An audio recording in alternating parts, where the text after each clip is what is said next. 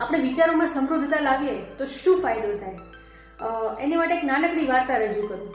લંડનમાં એક સ્વીપર હતો.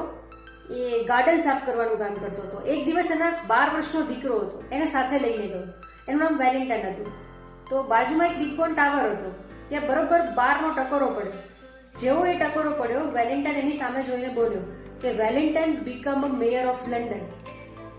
એના મગજમાં આવો વિચાર ઉપજો.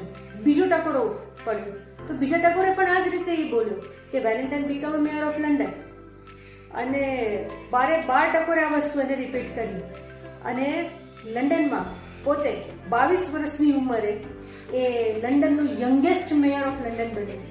એટલે આ છે વિચારોની સમૃદ્ધતા. ઘણા યુવાનો ગલીમાં ક્રિકેટ રમતા હોય પણ બસ હાથમાં બેટ આવે ને એટલે વિરાટ કોહલી અને રોહિત શર્મા વાળી ફિલિંગ આવી છે.